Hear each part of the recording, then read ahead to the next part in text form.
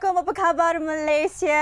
Dan hari ini bersama saya Nur Salia Azmi dan juga saya Azri Yusof. Salam 2-0 untuk peminat-peminat bola 2-0. Alamak.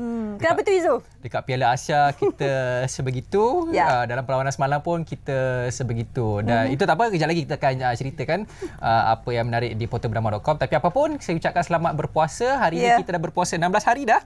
Berjam celik berbaki lebih kurang dalam 10-13 hari lagi macam tu untuk kita menyambut hari raya yang akan tiba tidak lama lagi. Banyaklah persiapan saya kira sekarang untuk beli belah baju raya, kuih raya dan sebagainya. Tukar duit raya jangan lupa. Ini adalah angka yang kita nak kena anak-anak yang nak pergi jumpa ni untuk dapat duit raya. Macam saya Maksu yang macam mana ya duit raya tak tahu lagi. Saya dapat lagi tak ni? Dapat. Okey, sebelum tu kita nak berkongsi kepada anda apa yang menarik di portalbernama.com. Seperti mana yang kita katakan tadi, Malaysia tewas 2-0 dalam perlawanan menentang Oman semalam di Stadium Bukit Jalil. Satu kekalahan yang agak menyedihkan untuk penyokong-penyokong bola sepak tanah air pada semalam menyaksikan perlawanan yang cukup genting. Satu gol pertama berjaya dijaringkan Oman pada masa kecederaan pada separuh masa pertama, hasil daripada sepakan penalti, kesilapan daripada Shihan dalam kotak penalti, dan jaringan gol kedua pula dilakukan pada hujung separuh masa kedua pada masa kecederaan juga. Jaringannya cukup menyedihkan kalau tengok. Geram betul tengok. Aduh, tapi tak apalah. Itulah permainan bola sepak. Ada masa kita bersukaria, ada masa kita berduka lara. Ya, walau bagaimanapun kita tetap nak ucapkan selamat maju jaya kepada skuad bola sepak Malaysia. Yang penting jangan pernah putus asa. Macam saya sukalah tengok perlawanan bola sepak, tapi yang penting suka tengok pemain bola sepak tu juga. Saya suka tengok bola. Kita ada lagi dua perlawanan menentang Kyrgyzstan dan juga Taiwan yang akan berlangsung pada 6 dan juga 11 Jun nanti. Jadi sama-sama kita doakan untuk Malaysia, insya-Allah adalah sinarnya untuk layak ke Piala Dunia 2025. InsyaAllah semoga maju jaya dan kita harapkan adalah berita-berita baik selepas ini juga, selepas perlawanan ini. Okey. Seperti biasa kita nak semak juga ramalan cuaca dan juga selepas itu bersama rakan tugas di Bilik Berita. Jangan lupa selepas ini terus bersama dengan kami di Apa Khabar Malaysia. Dan ini juga boleh kita kongsi kepada anda di mana keputusan Sijil Tinggi Agama Malaysia ataupun STAM tahun 2023 mencatatkan peningkatan yang agak memberangsangkan hasil daripada grade purata nasional GPN yang menurun kepada 3.09 berbanding tahun sebelumnya 3.13. Dan peningkatan sebanyak 0.04% itu secara tidak langsung menonjolkan potensi lepasan STAM terus didukung dalam ekosistem Kementerian Pendidikan KPM. Selain daripada STPM, kita ada juga STAM. Jangan dilupakan, mereka ini merupakan antara individu yang belajar dalam pengajian agama dengan lebih mendalam di peringkat tingkatan 6 kalau tak silap saya. Dan mereka ini juga dikatakan antara pelapis lah untuk dalam bidang agama.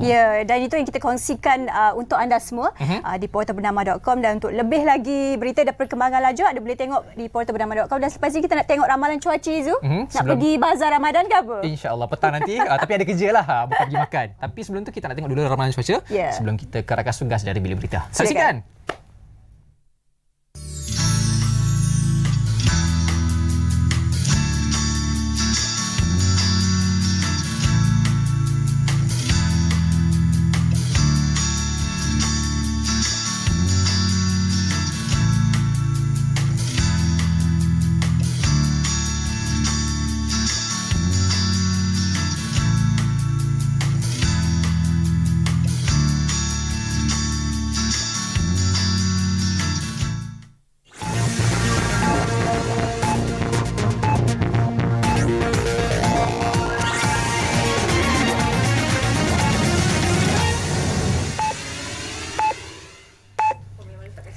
Assalamualaikum dan salam Malaysia Madani bersama saya Nur Samsila Osman langsung dari Bilik Berita untuk waktu ini. Baik, kita teruskan dengan laporan utama berita.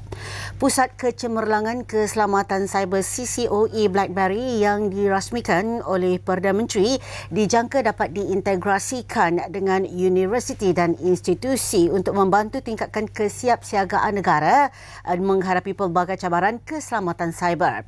Menteri Komunikasi Fahmi Fadzil berkata ia akan memanfaatkan dengan pengalaman lebih 35 tahun BlackBerry.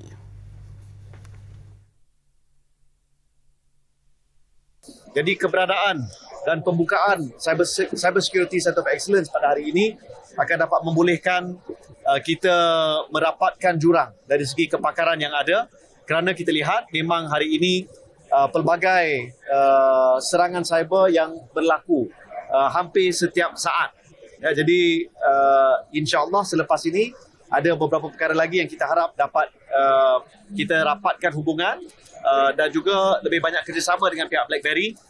Pusat itu dilengkapi dengan beberapa kurikulum yang akan dimulakan dengan peringkat paling asas dan dijangka berupaya mengadakan kursus kepada pakar keselamatan cyber menjelang awal tahun depan.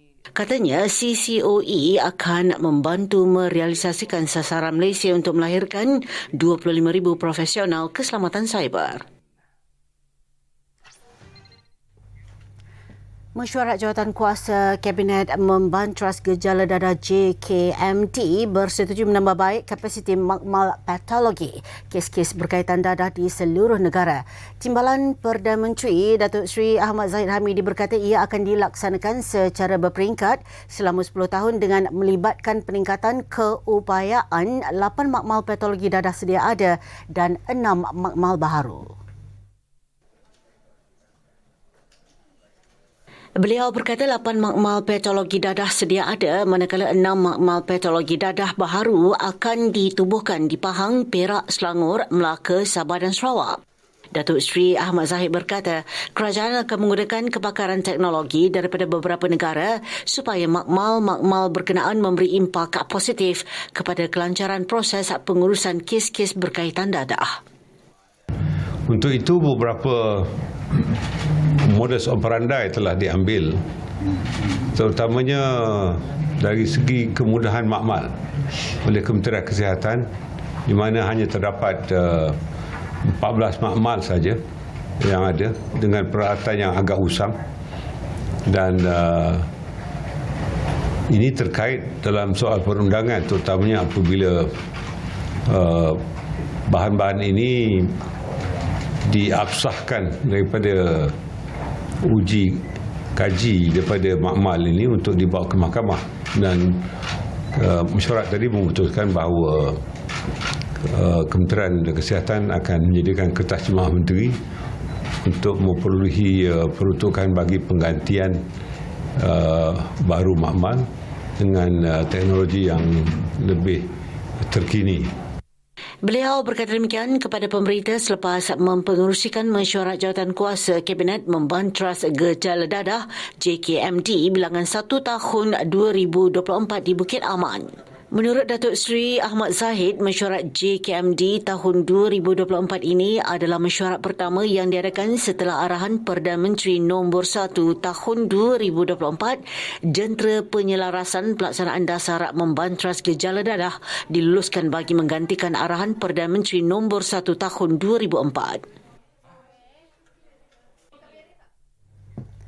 Kekalahan kepada Oman dalam kempen pusingan kedua kelayakan Piala Dunia 2026 Piala Asia 2027 bukanlah pengakhiran buat Malaysia. Pengendali Harimau Melaya Kim Pan-gon berkata skuad negara kini masih mempunyai baki 2 aksi kumpulan D sekaligus peluang masih terbuka. Beliau mengambil tanggungjawab penuh atas kegagalan anak didiknya di Stadium Nasional Bukit Jalil malam tadi dan memohon maaf kepada semua penyokong Malaysia. Yeah, still we have 2 more game. If there is a miracle, still we have some chance. I think better don't give up each other. As a player, as a coach, as a fans, better we don't give up. We fight until the end. Okay, so this is not the end of the world. Sementara itu, biar pemenang, Ketua Jurulatih Oman Yaroslav Silhavi akui perlawanan di Bukit Jalil nyata lebih sukar berbanding ketika di Maskat Jumaat lalu.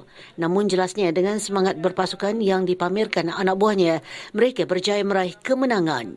Kekalahan menyaksikan Malaysia kekal di kedudukan ketiga dengan mengumpul 6 mata, manakala Kyrgyzstan menerajui kumpulan berkongsi 9 mata dengan Oman di tangga kedua, sementara Taiwan tercorot tanpa sebarang mata. Anak didik Pan-gon selepas ini akan bertemu Kyrgyzstan di Bishkek pada 6 Jun sebelum menamatkan saingan kumpulan D menentang Taiwan di Bukit Jalil pada 11 Jun. Baik, dan itu sekian dari Bilik Berita. Saya Nurni Samsila Osman. Salam hormat, salam Malaysia Madani. Assalamualaikum.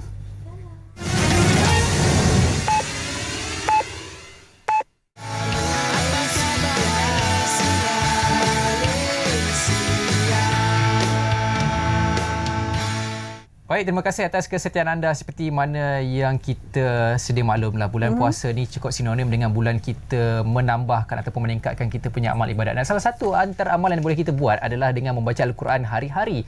Untuk itu, dalam kita nak membaca Al-Quran ni perlu makhraj, sebutan dan juga huruf serta barisnya perlulah tepat. Kalau tak tepat, boleh membawa kepada makna yang berbeza sehingga boleh menyebabkan iman lah tergugah. Jadi kita nak bercakap berkaitan dengan topik kita pada hari ini, sifat Al-Quran tanpa perakuan KDN. Kita ada tetamu kita di studio. Siapa dia, Saliha? Sila kenalkan. Dan hari ini bersama dengan kita di studio untuk berbicara dan berkongsi berkenaan tentang sifat Al-Quran tanpa perakuan KDN, iaitu Tuan Isam Fadil, Ketua Penolong Setiausaha Bahagian Penguatkuasaan Kawalan Kementerian Dalam Negeri. Assalamualaikum, selamat pagi Tuan Isam. Waalaikumsalam warahmatullahi wabarakatuh. Selamat kembali ke Apa Khabar Malaysia. Terima kasih Cik Saliha dan Izzul. Sama-sama. Okey, Tuan Izam, mungkin di awal perkongsian kita ni lah, mungkin Tuan Izam boleh kongsikan tanggungjawab KDN. Kita tahu KDN ni lebih pada bahagian penguatkuasaan, tapi ada satu sudut yang orang tak pernah nampak berkaitan dengan penguatkuasaan bahagian penerbitan Al-Quran ni. Mungkin Tuan Izam boleh kongsikan sikit.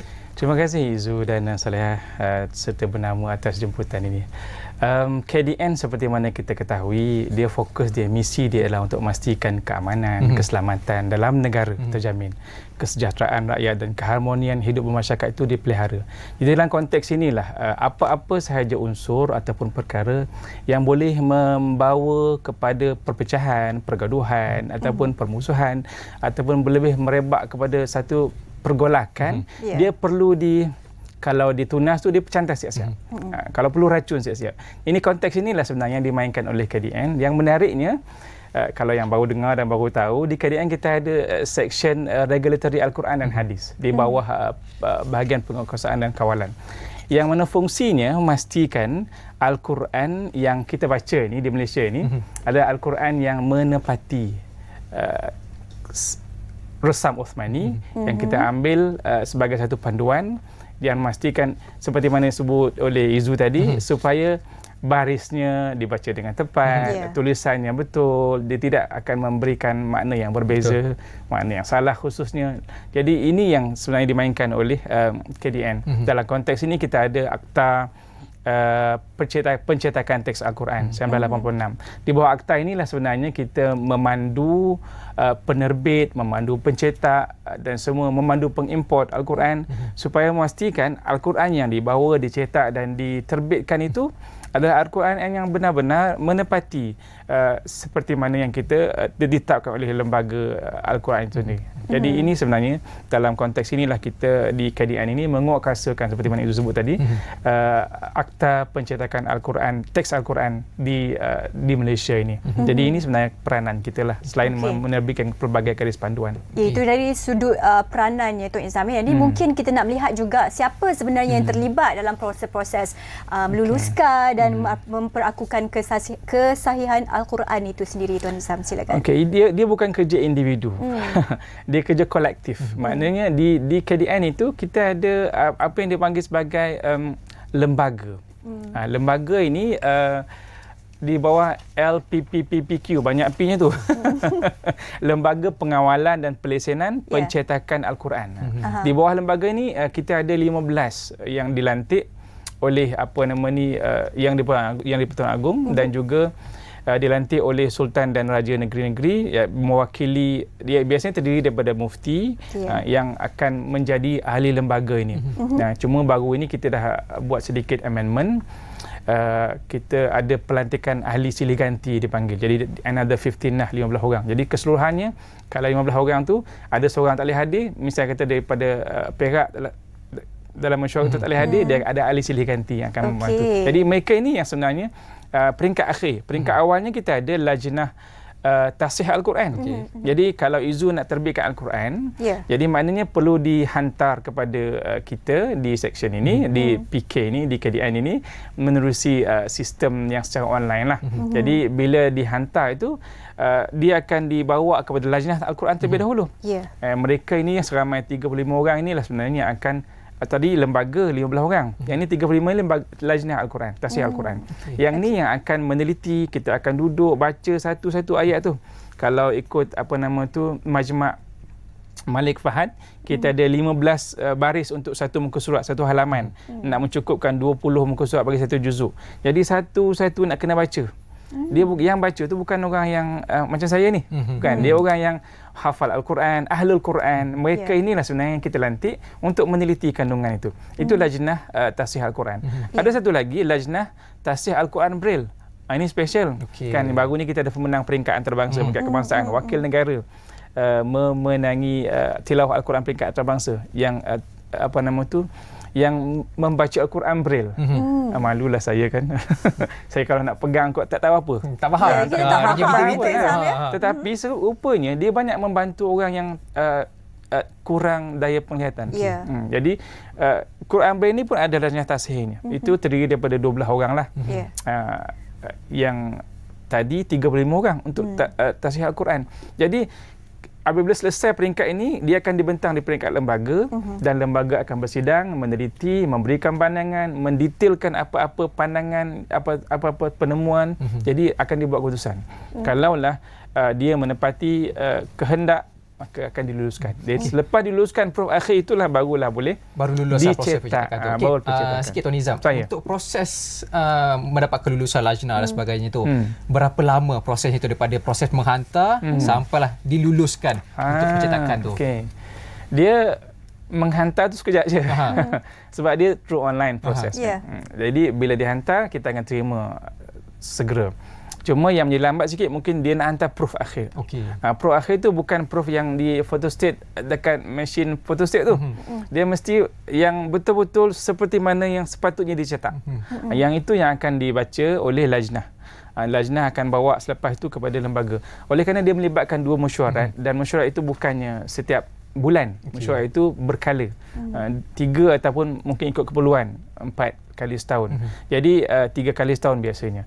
Jadi dalam tempoh ini kalau kita ada cut off time lah. Maksud kalau dihantar sebelum mesyuarat, dia akan dapat surat kelulusan tu 7 hari selepas mesyuarat. Jadi itu sebenarnya banyak bergantung kepada pemohon sendiri. Sebab mereka yang bertanggungjawab dalam proses permohonan nak kena bayar dulu kan. Ini bukannya percuma kan, kita nak guna tenaga dan ilmu ni. Jadi proses tu biasanya sekejap saja. Selepas daripada mesyuarat, surat kalau dia lulus boleh dapat dalam 7 hari sehingga 15 hari, 7 harilah. Tapi kalau dia lulus dengan pembetulan, itu dia kena balik dulu. Start balik kosong balik lah pada awal. Dia bukan kosong balik. Dia akan balik, dia akan betulkan apa pembetulan yang dicadangkan oleh lembaga, dia kena betulkan. Selepas dia betulkan, dia kena hantar semula. Pembetulan tu dalam tempoh 6 bulan. Kalau 6 bulan Izu tak hantar, kami kira Izu tak minat lah sebenarnya kan. Kalau bersungguh, esok juga datang berminat kan. Betul. Tapi kalau tak berminat tu, nantilah abang hantar gitulah. Jadi kita pandangan begitu juga dalam teks Al-Quran. Untuk bahagian KDN ni, siapa yang mengawal selia ataupun memastikan mekanisme dalam KDN ini untuk mengawal Al-Quran menerusi tindakan penguatkuasaan macam saya kata tadi, bahagian pencetakan Al-Quran ni pun ada bahagian penguatkuasaan dia. Macam mana mekanisme di bawah KDN ni? Di bawah KDN ini seperti mana saya sebutkan tadi, bahagian penguatkuasaan dan kawalan ni di bawahnya ada banyak section. Section kami, section regulatory Al-Quran dan Hadis itu sebenarnya lebih bersifat urusia kepada lembaga, menentukan mesyuarat dan membangunkan GP, garis panduan. Tapi dari sudut selepas dicetak, itu di sudut penguatkuasaan ataupun yang melakukan apa dipanggil pemantauan. Terima kasih, saya hilang pula bahasa. sama puas. Dari segi pemantauan itu dilakukan oleh kita punya squad jugalah. Memang kalau dalam bulan Ramadan ni kita panggil Ops Mulia. Every day.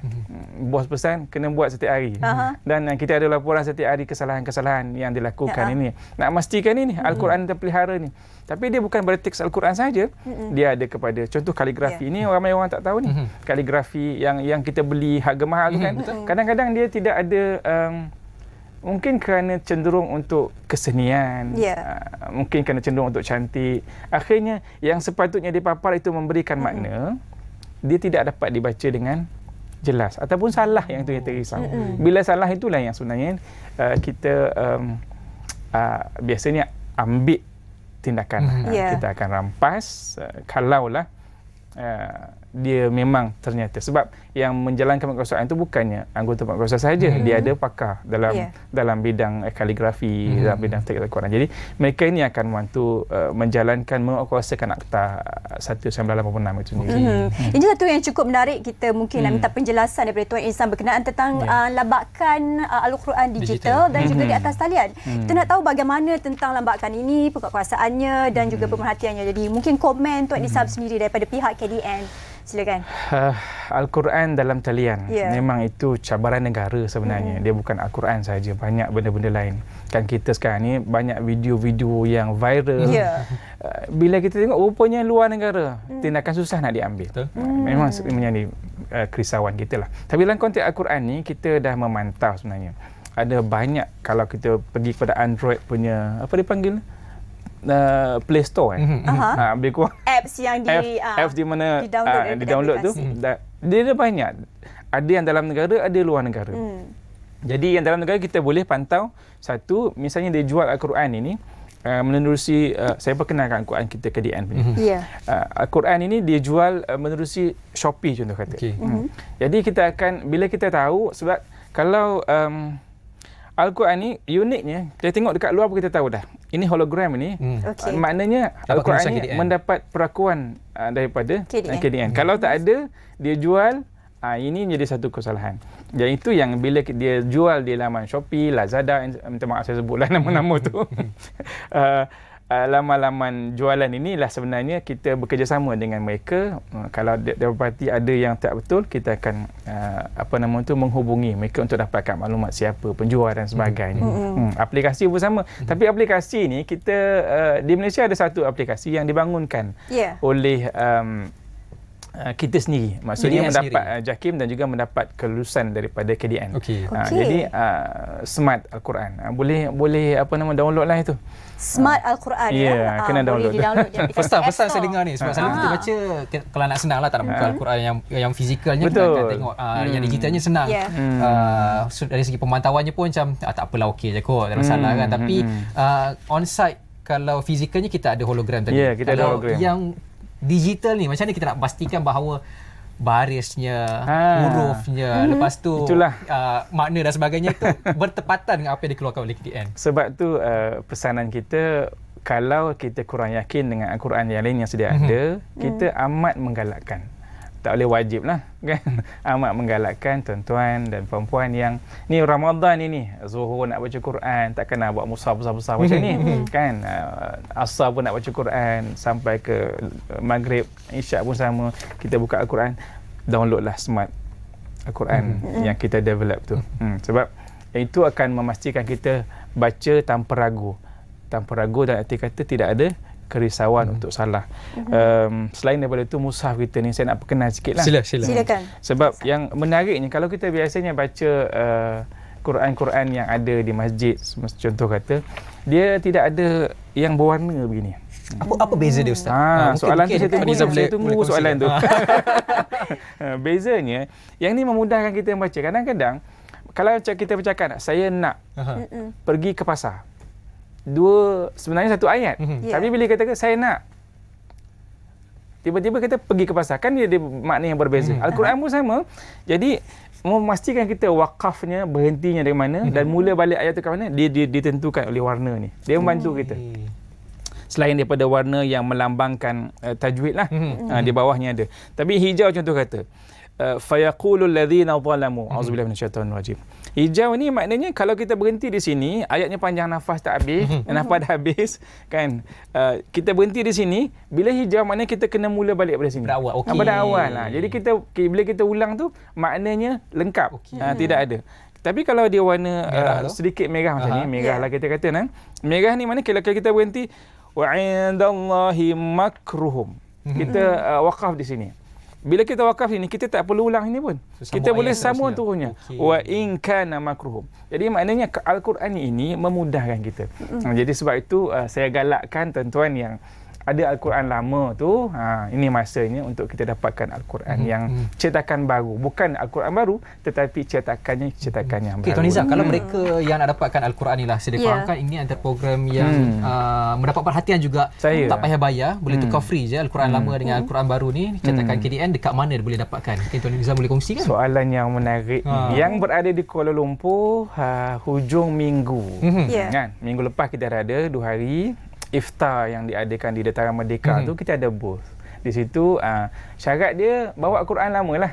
Quran lama yang ada kat rumah tu, yang imla'i khususnya, bawa pergi kaunter, dia akan exchange lah. Yang penting takkan kena judge kotor ke contoh apa takkan bawa je tukar Quran lama kat situ, kita akan tukar secara percuma. Kalau anda ada di negeri-negeri, kita ada pejabat PK KDN negeri. PK ni ringkasan kepada Penguatkuasaan Kawalan lah.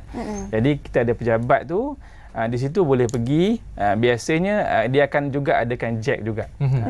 Jack kita panggil jack lah, JEQ. Jom exchange Al-Quran. Itu boleh dapatkan lah. Tapi syaratnya bawa lah, jangan datang lenggang kangkung, nanti orang bagi kangkung pula balik. Satu peluang yang saya kira perlu direbut oleh semua, bawa Al-Quran yang lama untuk tukar Al-Quran baru yang diberikan secara percuma. Betul. Lagi Izu. Tak payah pening-pening nak kena beli dah. So ada tafsirnya pun ada.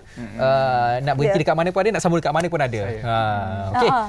Kita ada apa lagi, Salihah? Ya, selepas ini mungkin kita nak bersama dengan anda juga. Kita ada kapsul Ramadan. Tapi kita nak ucapkan terima kasih dahulu kepada Tuan Izam Fadil. Saya sekejap je. Sekejap je masa berlalu. Sikit lagi, ada 2 minit. 2 minit lagi. Gurauan saja. Tak. Ini memang betul, ada 2 minit lagi. Mungkin ada perkongsian ataupun harapan nak dikongsikan mengenai program Jemaah Isyarat Al-Quran ataupun inisiatif-inisiatif yang nak dipromosikan oleh pada KDN. Baik, di KDN ini memastikan seperti yang sebut di awal tadi ni, kita tak mau kerana Al-Quran masyarakat Islam bertingkah, bergaduh sesama sendiri. Jadi biar tepat dan tepatlah Al-Quran yang sama. Sebab itu pertama kita ada JEQ tadilah. JEQ ni sebenarnya nak merangsang.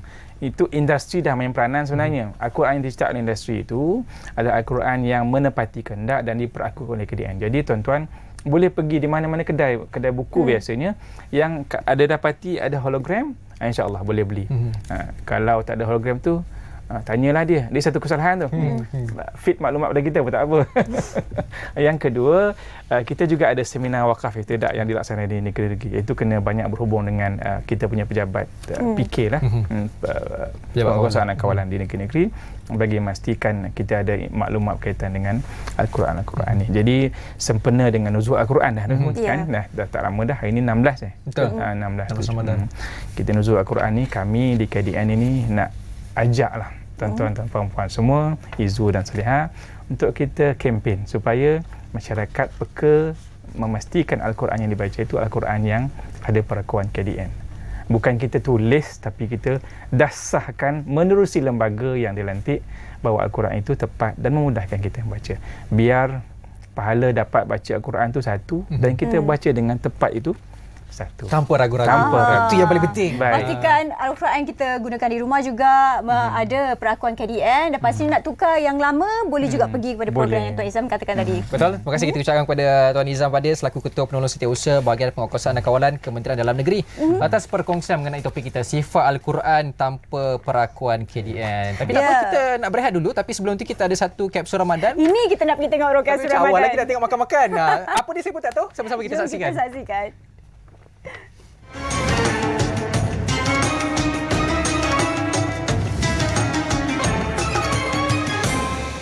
Assalamualaikum warahmatullahi wabarakatuh. Alhamdulillah wassalatu wassalamu ala Rasulillah wa ala alihi wa man wala, amma ba'd. Alhamdulillah, ketika mana kita masuk dalam bulan Ramadan. Bulan Ramadan dikenali sebagai bulan yang penuh dengan kesabaran. Ataupun dalam bulan Ramadan itu sendiri, Allah membuka semua pintu-pintu syurga Allah Subhanahu wa taala. Dalam bulan Ramadan Allah membuka semua pintu-pintu langit Allah Subhanahu wa taala.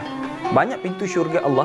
Antara pintu syurga Allah dikenali sebagai pintu Ar-Rayyan, pintu orang yang berpuasa kepada Allah Subhanahu wa taala. Sebab itulah bila mana di mahsyar Allah akan bangkitkan, Allah akan tanya siapa di antara kamu orang yang boleh masuk pintu Ar-Rayyan, maka ketika itulah manusia bangkit, berpusu-pusu manusia yang berpuasa kepada Allah masuk pintu Ar-Rayyan. Tapi bukan semua orang yang dapat masuk pintu Ar-Rayyan. Di antara mereka adalah mereka ketika mana mereka sabar kepada Allah, Allah janjikan syurga kepada mereka. Sebab itulah dalam bulan Ramadan, di antara bulan yang penuh kesabaran, itu sabar dengan mulut kita, sabar dengan mata kita, sabar dengan telinga kita, sabar dengan tangan kita daripada kita mengutuk orang dan sebagainya. Sebab itulah kata Nabi, min husni Islam, di antara kebaikan untuk orang Islam adalah ketika mana mereka meninggalkan perkara yang tidak mendatangkan manfaat kepada mereka. Seperti contoh, melihat perkara yang tidak berfaedah, mendengar perkataan-perkataan tidak berfaedah, melihat gosip dan sana sini. Itu perkara yang tidak berfaedah. Sebaik-baik manusia meninggalkan perkara yang tidak bermanfaat. Sebab itulah kata ulama, Allah tidak teringin kepada puasa mereka. Ada satu golongan, ada dua golongan. Allah tidak teringin kepada puasa kamu. Allah tak mau puasa kamu. Golongan pertama adalah golongan orang yang mengumpat. Kita tengok media sosial pada hari ini, mengumpat tidak perlu berkumpul. Di ruangan komen itu boleh pusat mengumpat. Oh dia ni aku kenal, oh dia ni macam ni. Mengumpat dalam media sosial. Allah tidak teringin pahala kamu. Allah tidak teringin puasa kamu. Yang kedua kata ulama adalah mereka berbohong. Ketika mana bercakap mereka berbohong. Maka dua golongan ini kata ulama, Allah tidak teringin pahala kamu. Makna dia, pahala kita, pahala puasa kita haba'an mansura, sia-sia. Kita akan dapat letih, kita akan dapat dahaga dalam keadaan semua ibadah kita tidak dikira oleh Allah Subhanahu wa taala. Jangan kita jadi golongan yang bila mana beribadah tapi ibadah kita haba'an mansura, sia-sia, tidak diterima oleh Allah Subhanahu wa taala. Moga-moga kita dijauhkan oleh Allah Subhanahu wa taala dalam golongan itu, dan kita didoakan supaya kita termasuk dalam golongan orang yang beriman kepada Allah dan masuk satu pintu yang dijanjikan oleh Allah, pintu Ar-Rayyan, untuk seluruh orang yang berpuasa kepada Allah Subhanahu wa taala. Assalamualaikum warahmatullahi wabarakatuh.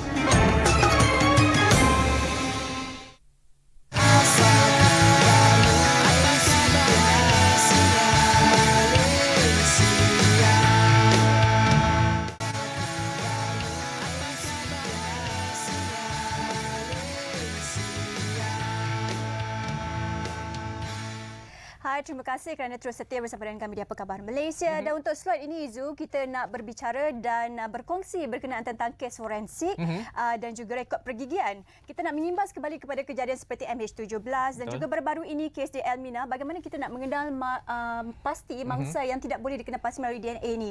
Jadi hari ini bersama dengan kita di studio iaitu Dr. Nurhayati Jaafar, pakar pergigian forensik Hospital Kuala Lumpur HKL. Dekat dengan kita. Dekat, depan ofis je. Apa khabar doktor? Assalamualaikum. Baik, alhamdulillah. Waalaikumsalam. Okey, first sekali doktor. Pertama sekali soalan saya nak tanya.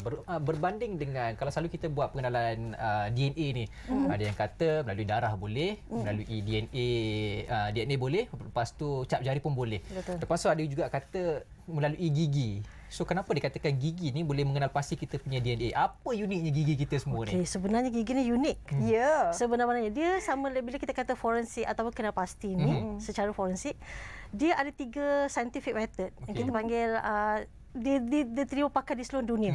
Bukan setakat di Malaysia, di seluruh dunia, internationally. So dia sama level dengan cap jari dan sama level dengan DNA sebenarnya. Cuma dia kata DNA dan cap jari dia biological. Maknanya lahir-lahir memang unik macam tu. Tapi gigi ni dia lain sikit. Dia semakin kita membesar dan kita pergi klinik gigi kan, itu membuatkan kita bertambah unik lagi. Ya. So dia akan menjadi lebih unik kalau setiap kali kita pergi klinik gigi dan buat rawatan. Jadi uniknya setiap orang ni gigi yang berbeza-beza identitinya, doktor. Jadi mungkin ini satu yang penting juga kita nak tahu, apa peranan doktor pakar pergigian ni, terutamanya lah melibatkan kes-kes forensik yang tadi kita sebutkan kepada mangsa yang tidak dapat dikenal pasti identitinya itu. Okey, bila kita ada kes, katakan kita ada kes dan diperlukan pengenalan pastian mangsa tersebut, dan biasanya nanti pihak polis akan hantar mayat tersebut kepada mortuary lah, ke Jabatan Forensik, dan nanti akan kita panggil tiga cara kita akan guna pakai untuk kenal pasti. So DNA, ambil dia punya darah atau tulang. Lepas tu kita ambil juga cek gigi dia untuk kita tengok rekod dia yang ada ke apa benda. Lepas tu cek jari, kalau dia masih lengkap, orang kata soft tissue ada lagi, jari ada lagi, boleh pakai lagi. Tapi kalau tak ada, dan kita tak boleh nak buat apa kan. So dia akan guna salah satu cara untuk kita kenal pasti. So bila kita terima tu, kita akan pergi buat pemeriksaan. Okey. Sebenarnya doktor, rekod pergian kita ni sejak seawal bila kita direkodkan? Kalau seingat saya dululah, waktu sekolah rendah kita akan ada daripada Kementerian Kesihatan datang cek gigi kita. Adakah seawal itu rekod pergian kita dah disimpan? Dia rekod ni satunya dia dynamic sebab dia berubah ikut umur dan juga kita punya sekolah kan. Masa kecil memang kita pergi daripada umur lahir sampai ke 3 tahun, toddler kita panggil. So yang tu dia hanya datang untuk pemeriksaan, minta ibu bapa bawa. Lepas tu tadika dia ada isu lain, nanti mungkin ada klinik gigi yang datang kat situ, bergantung pada tadika mana pergi. Sekolah rendah dan sekolah menengah, sekolah kerajaan memang akan dibuat pemeriksaan di sekolah. So rekod tu dia berbeza, dan daripada kecil kan gigi susu. Betul. Lepas tu dia akan luruh, lepas tu nanti gantikan gigi kekal. So dia punya rekod pun akan berubah mengikut masa seseorang tersebut. Dan dewasa tu dia tanggungjawab sendiri dah.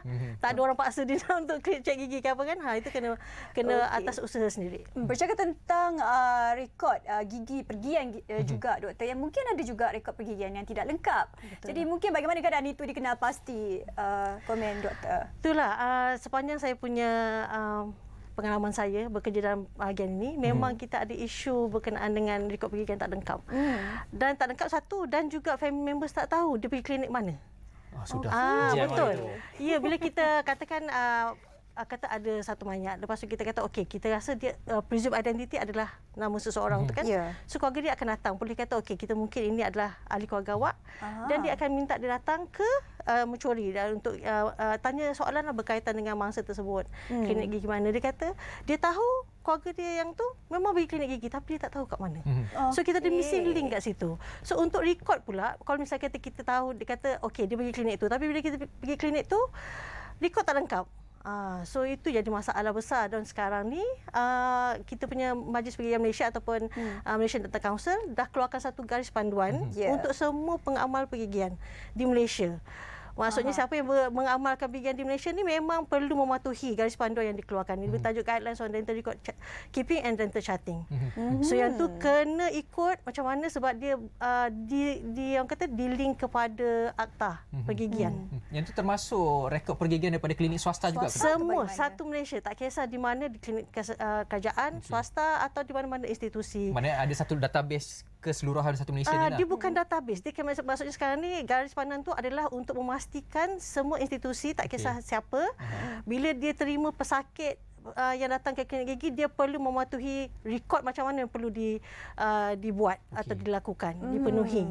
Doktor, sepanjanglah menjadi doktor pakar pergigian ni, kita nak tahu juga sesuatu pengalaman peribadi ataupun mungkin cabaran ataupun perkara yang menarik.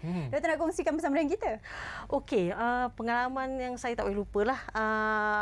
Kalau kita kata secara banyak kes memang banyak yang menarik lah. Cuma nak kata ni, kalau misalnya kata semua orang tahu, adalah berkaitan dengan MA17. Di mana masa tu tahun 2014 kan, di bulan puasa juga sebenarnya kan.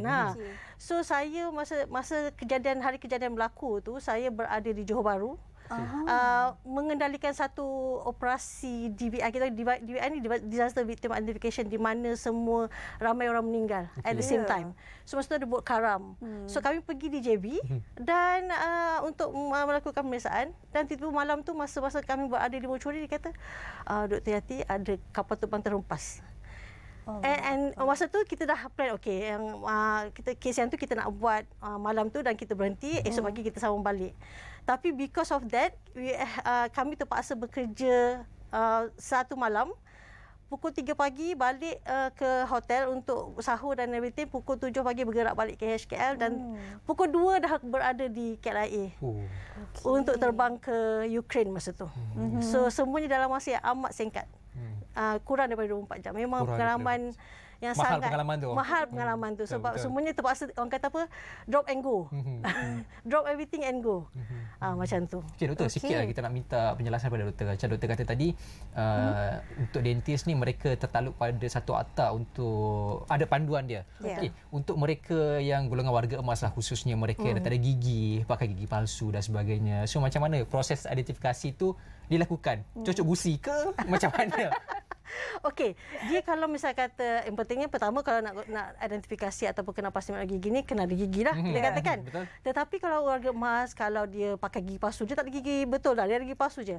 So one thing, kalau warga emas ni dia punya gigi palsu tu sebenarnya adalah unik untuk dia saja. Dia bukannya orang kata boleh pergi beli kat kedai mana-mana. Dia kena buat dekat klinik. Ada rekod so juga rekod lah. tu ada. Dan juga dia spesifik kepada orang tersebut. Maknanya saya pernah ada satu kes di mana kes kematian.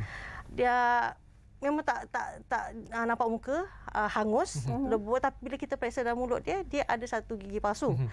Bila kami cari lagi bersama dengan polis, cari lagi, kami jumpa satu lagi pasang gigi palsu.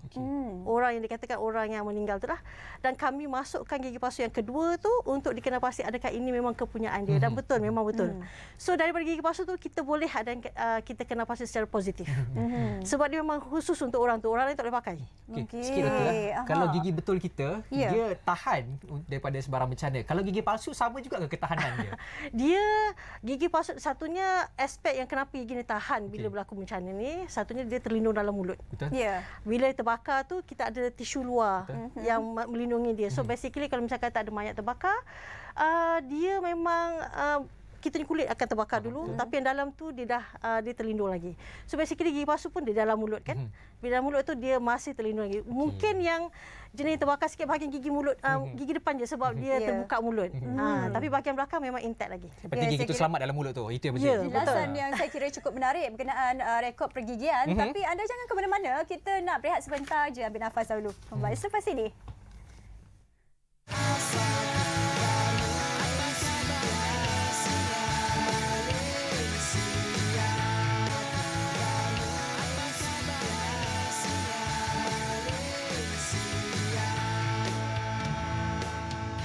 Baik, bertemu kembali Forensik Kepentingan Rekod Pergigian masih lagi bersama dengan tetamu kita Dr. Nurhayati Jaafar. Doktor, kita dah bersembang berkaitan dengan rekod pergigian dan sebagainya. Tadi pun sedikit berkaitan dengan gigi palsu. Mungkin sedikit tambahan lagi lah untuk soalan tersebut. Bagaimana rekod-rekod pergigian ini diupdate ataupun disimpan dari masa ke semasa untuk contoh macam umur dewasa ada gigi lengkap.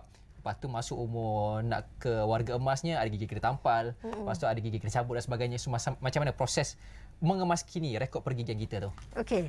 Sebenarnya kalau rekod pergigian ni dia bergantung berapa kerap kita pergi ke klinik gigi. Semakin kita pergi kerap ke klinik gigi dan kita ada tambahan rawatan gigi. So setiap kali kita datang tu memang kita akan update ataupun kita orang kata apa kemaskini rekod pergigian. So kalau ikutkan dalam KKM ya, rekod pergigian ataupun mana-mana rekod yang sentiasa aktif, dia memang sentiasa dalam simpanan.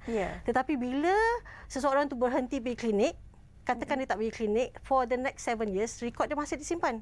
Tapi selepas 7 tahun dia akan dilupuskan. Sebab tiada, orang kata kita mungkin dia tak berminat lagi ataupun dia pergi ke mana-mana lagi kan. So basically itu adalah kita punya limitation lah. Lepas 7 tahun memang akan simpan. Tapi berbanding dengan klinik swasta, walaupun kita 7 tahun boleh dilupuskan, tapi kebanyakan klinik swasta dia masih simpan lagi. So itu adalah perbezaan because of the issue store, isu ruang untuk disimpan lah. Kita sikit. Kalau 7 tahun rekod tu dilupuskan, anda kata lepas tahun ke-8 tu berlaku bencana yang kita tak ingin ni lah, bagaimana dan sebagainya. So macam mana rekod tu nak trace balik? Dia tak pernah pergi swasta pun, dia selalu pergi kerajaan je. Dia kira kerajaan je lagi biasanya. Okey. Memang kita pernah juga kes macam tu, tapi nak katanya is it wrong? Dia tak salah sebab memang undang-undangnya macam tu katakan. Tak nak kita kena guna cara lain. So basically kalau macam ni, salah satu cara yang kita guna lagi sekarang ni selain daripada rekod gigi untuk kena pasti adalah meminta selfie daripada keluarga. Oh, ingatkan kita mayat tu selfie. Kita ambil selfie mayat tu lah. Lepas baru kita compare kan. So kita akan tanya keluarga dia, ada tak gambar selfie terkini mangsa untuk kita guna pakai. Pasal sekarang kan semua orang ada phone kan, Ya. ada phone, pakai cantik-cantik, lepas tu ambil gambar sentiasa kan. So basically record tu kita guna pakai record tu untuk kita guna mengenal pasti seseorang. Kalau yang terbakar macam mana Sebenarnya selfie gambar pun penting juga. Betul. so hari-hari lah selfie. So kalau yang macam terbakar tak sempurna macam mana? Kalau terbakar itu memang kita ada certain situation yang kita tak boleh nak buat apa-apalah. Memang kita kata kita kena angkat tangan mengalah, kita tak boleh guna cara gigi. Ya. So dia akan guna cara lain lah, sama ada tunggu for DNA ataupun kalau ada jari dia akan guna cap jari lah. Tapi DNA satunya dia akan memang ambil masa lama. Kalau misal kata gigi dan juga cap jari, kalau kita dah ada record yang kita panggil record antemortem, record sebelum mati dia tu, bila kita tengok mayat dan kita comparekan pada masa tu, kita dah boleh kena pasti secara positif dan boleh terus release. Tapi DNA pula dia kena masuk amal, dia kena proses kan. Jadi benda tu ambil masa lama lah. Okey. Doktor, hari ni mungkin kesempatan di Apa Khabar Malaysia ni kepada yang tak tahu kepentingan rekod pergigian ni, jadi mungkin apa mesej yang doktor nak sampaikan kepada seluruh rakyat Malaysia? Okey. Kalau yang saya nak sampaikan di sini adalah saya sarankan semua rakyat Malaysia ataupun sesiapa yang berada di Malaysia tak kira rakyat ke bukan, untuk datang buat pemeriksaan gigi setiap tahun. Sekurang-kurangnya sekali setahun pada masa hari jadi. So kita dekat KKM kita ada satu tag promosi, kita panggil ingat hari jadi, ingat doktor gigi. Okey. Bukan ingat lesen je. Betul. So kita kata birthday kita kata ingat lesen. Tapi nanti kita tambah satu lagi. Ingat doktor gigi. Doktor gigi. So buat jumpalah doktor gigi dia berkata yang awak selesa kan. Pergi dan kita buat rekod gigi dan kita update rekod. Okey.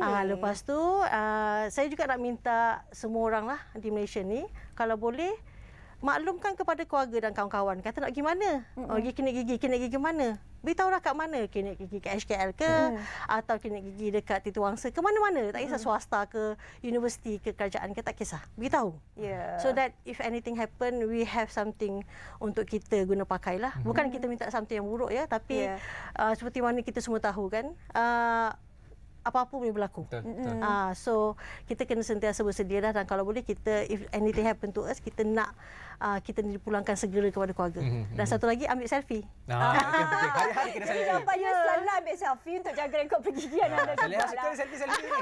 Saya tahu ramai orang suka selfie ni. So kita pun nak menggalakkan orang ambil selfie dan upload, dan juga beritahu orangnya, hantar kasih padakan phone sendiri. Pasal phone sendiri mungkin hilang kan. Upload dalam social media. So bila kita perlu, kita boleh minta polis untuk tengok rekod-rekod macam ni lah, gambar-gambar. Yelah, biasa orang kata selfie ni tak habis-habis bergambar, tak habis-habis bergambar. Tapi sebenarnya ada kepentingan selfie tu. Dua perasaan nampak. Tapi selfie bukan setakat selfie yang mulut tertutup, kena nampak gigi. Nampak itu gigi dia. yang unik tu, yang Saya cantik. senyum nampak gigi lah lepas ni. Ya, betul. Okey, doktor, di sebalik kerjaya sebagai seorang forensik pergigian, tadi kita sempat sembang, banyaknya datang daripada dentist. So sebenarnya mereka yang menawarkan diri, aku nak jadi doktor pergigian, nak join forensik ni, sebenarnya demand dia macam mana doktor tengok? Sepanjang servis lah. Sepanjang servis sebab saya merupakan yang pertama dalam KKM lah yang buat bidang ni. Daripada mula-mula tu memang susah sikit nak cari siapa yang suka buat forensik. Orang tak ingat pun, tak tahu pun. Orang tak tahu pun pasal kita punya, orang kata tak terbentang luas masa tu, tak tahu. Tapi bila selepas daripada kejadian MH17, mula tu sebelum kita adalah Datu kan 2013. Lepas tu orang dah start buka mata sikit. Tapi bila MH17 tu betul-betul orang buka mata dan tahu, oh rupanya memang gigi ni sangat penting. Dia sama level dengan DNA dan cap jari. So basically lepas tu saya punya permintaan untuk doktor-doktor baru ni untuk datang dan bekerja bersama-sama tu memang tak putus tangan. Memang sentiasa akan ada yang datang. Macam sama-sama dengan saya lah, orang kata tak normal kot.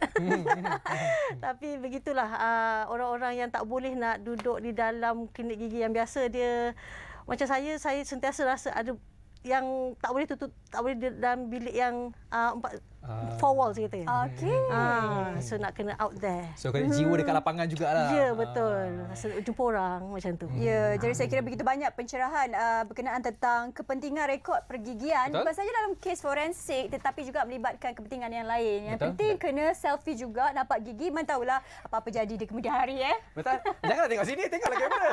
Okey, kita nak ucapkan terima kasih yang penting kepada Dr. Nurhayati Jaafar, pakar pergigian forensik Hospital Kuala Lumpur. Terima kasih doktor atas atas semua pencerahan dan perkongsian hari ini. Sama-sama. Dan terima kasih juga kita ucapkan kepada anda atas kesetiaan bersama 1 jam daripada jam 9 hingga ke sekarang ini. Ya, betul. Atas kesetiaan bersama dengan kami menonton Apa Khabar Malaysia. Banyak topik kita hari ini Betul. berkaitan dengan Al-Quran, lepas tu rekod pergigian, harapnya ia memberi manfaat lah kepada anda. Jangan sedih-sedih. Malaysia kalah 2-0 pada Oman, jangan sedih. Selamat meneruskan ibadah puasa anda hari ini. Yang penting terima kasih juga kesetiaan selama 1 jam bersama Salihah dan juga Izzy. Jangan lupa kami kembali lagi esok Esok bersama rakan tugasan lain, saya Izzy Yusof. Saya Nur Salih Azmi. Sehingga berjumpa lagi. Assalamualaikum.